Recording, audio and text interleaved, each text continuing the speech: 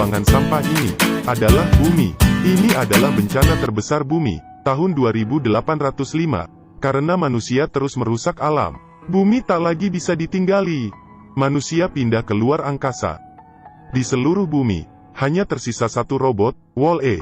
Tugasnya setiap hari adalah membuat bata dari sampah, lalu menumpuknya. Perlahan, Wall-E memiliki pikiran sendiri. Ia punya hobi, yaitu memulung sampah. Barang ini seperti kacamata. Ambil. Kotak ini sangat bagus.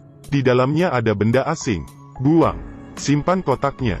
Rumah Wall-E tampak seperti gudang yang berisi barang-barang koleksinya. Setiap hari, ia akan mengelompokkan harta karunnya dengan hati-hati.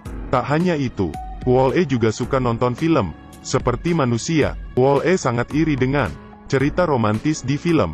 Tapi, di bumi, hanya ada dia dan seekor kecoa. Wall-E sangat kesepian, dan hanya bisa menggandeng tangannya sendiri. Hari ini, Wall-E bekerja seperti biasa.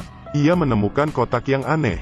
Setelah dibuka, ternyata ada sebuah tunas. Wall-E tidak tahu itu apa, dan membawanya pulang. Di rumah, Wall-E melihat titik merah di tanah. Ia bersemangat, seperti kucing yang mengejar tikus. Ia mengikuti titik merah itu. Tapi, ia tak tahu, kalau bumi dipenuhi titik merah. Akhirnya, Wall-E berhasil mengejarnya. Ternyata,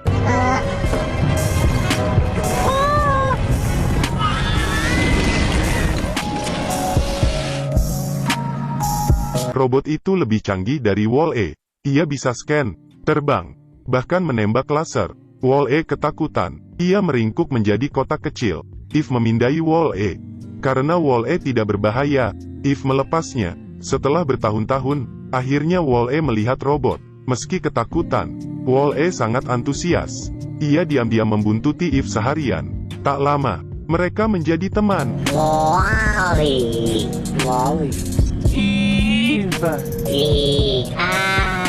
Wall-E membawanya ke rumah. Ia memamerkan koleksinya.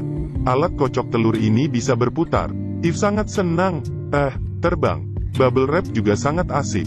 Dalam sekejap, Eve sudah mengempiskannya. Tak apa, Wall-E masih punya benda bagus. Film. Ia mengajak Eve menari. Eve berputar dengan cepat, dan menerbangkan Wall-E. Mata Wall-E copot.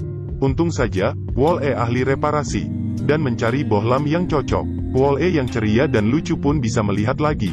Eve mengambil kotak besi. Ternyata, itu adalah korek. Di bawah cahaya, Eve terlihat sangat cantik. Wall-E jatuh cinta. Ia memutuskan memamerkan harta paling berharganya. Pasti barang ini Eve belum pernah lihat. Ia mengambil sepatu. Di dalamnya ternyata tunas tadi. Setelah Eve memindainya, ia malah menelan tunas itu, lalu masuk mode hibernasi. Wall-E ketakutan. Ia kira Eve kehabisan baterai, dan menjemurnya di bawah matahari. Tapi, percuma. Wall-E frustrasi. Ia mengikat Eve, dan membawanya kemana-mana. Mereka berkencan di saluran air bau, dan mengukir cinta mereka di tong sampah, yang berumur 700 tahun. Hari berganti hari, Eve belum juga bangun. Wall-E patah hati. Ia tak semangat kerja lagi. Suatu hari, langit bergemuruh. Sebuah pesawat mendarat. Ada tangan raksasa yang keluar, dan menangkap Eve. Tentu saja Wall-E yang menunggu seorang kekasih. Selama puluhan tahun tidak terima. Ia berlari sekencang mungkin, dan naik ke badan pesawat. Ia ikut terbang, meninggalkan bumi. Sisa seekor kecoa saja di bumi. Tak lama, Wall-E sampai di luar angkasa. Semuanya nampak asing. Eve adalah motivasi Wall-E untuk hidup. Akhirnya, mereka sampai di stasiun luar angkasa raksasa. Di dalamnya terdapat beraneka robot aneh. Robot pembersih melihat tubuh Eve terkontaminasi. Belum sempat dibersihkan, robot lainnya datang. Setelah memindai Eve, alarm berbunyi. Eve diangkut lagi. Wall-E menyusul dengan panik. Mereka sampai di ruangan asing. Apa menurutmu suatu hari nanti, robot akan menggantikan manusia? Ini adalah dunia yang berbeda. Manusia di sini gendut dan pendek. Mereka tak bisa berjalan. Seluruh kegiatan hidupnya dibantu robot. Seorang pria tak sengaja jatuh dari kursi. Tapi, ia tak bisa berdiri. Ia hanya berbaring saja, dan menunggu robot penyelamat. Wall-E yang baik, membantunya naik ke kursi. Ini adalah dunia manusia 700 tahun lagi. Manusia jadi susah bergerak, bahkan, tidak bisa berdiri. Dari kecil mereka ditempatkan di kursi pintar yang bisa terbang. mereka melakukan semuanya di kursi.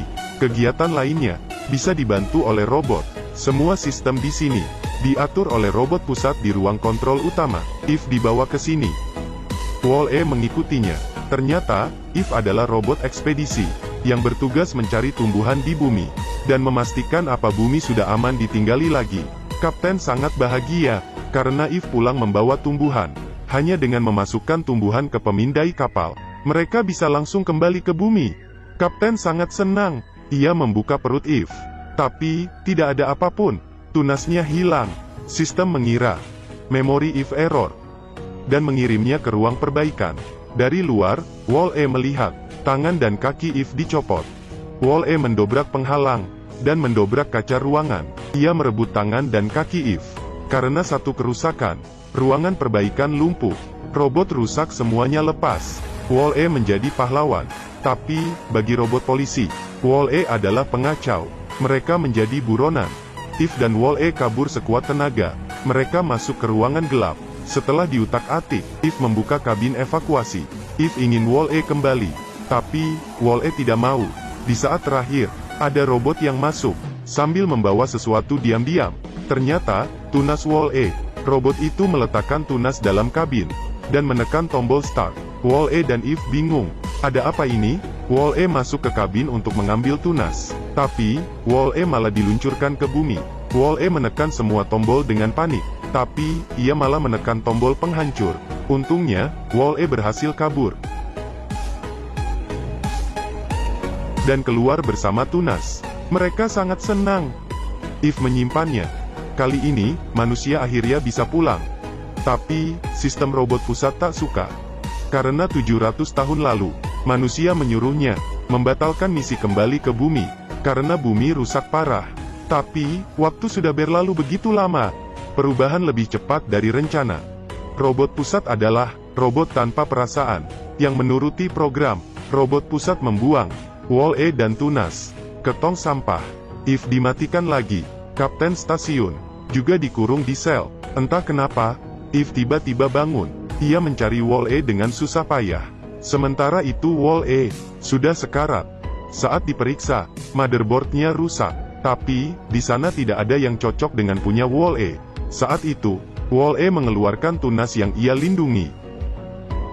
Eve sadar, di bumi pasti ada spare part yang cocok. Eve mencari cara untuk membawa Wall-E ke bumi. Eve menyeret Wall-E. Di sisi lain, Kapten mendukung mereka.